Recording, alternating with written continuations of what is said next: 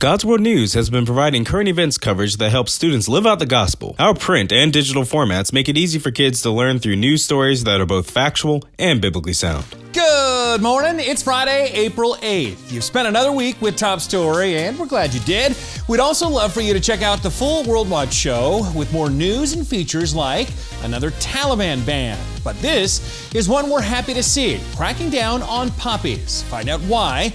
And Kayla Bailey gives us a peek at Texas barbecue. We'll settle for a look, but we'd rather have a big bite. Now, this is Top Story. The number of people fleeing Ukraine keeps ticking up, now reaching 4.2 million. They're escaping the fight in these areas as Russian troops pull back from Kyiv and form up again in the east. And refugees are heading for these countries, most ending up in Poland and Romania. Meanwhile, Russia may have poisoned its own troops by having them dig into radioactive soil.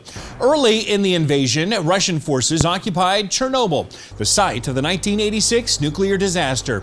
The soil is heavily contaminated with deadly radioactive material, but Russian commanders ordered their troops to dig defensive trenches.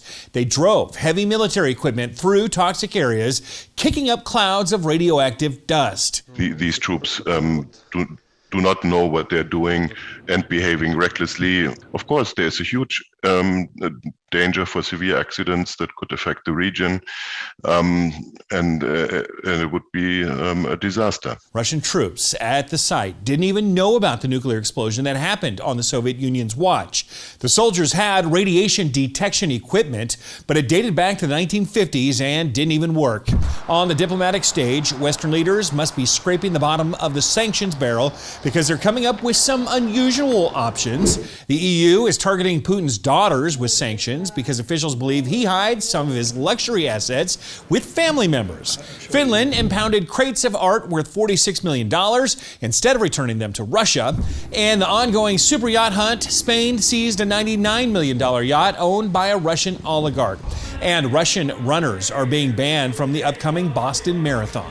Make sure to check out the full-sided worldwatch.news. You can try out the show free for a month. And thanks for watching, everybody. I'm the Big Bash. Remember, whatever the news, the purpose of the Lord will stand.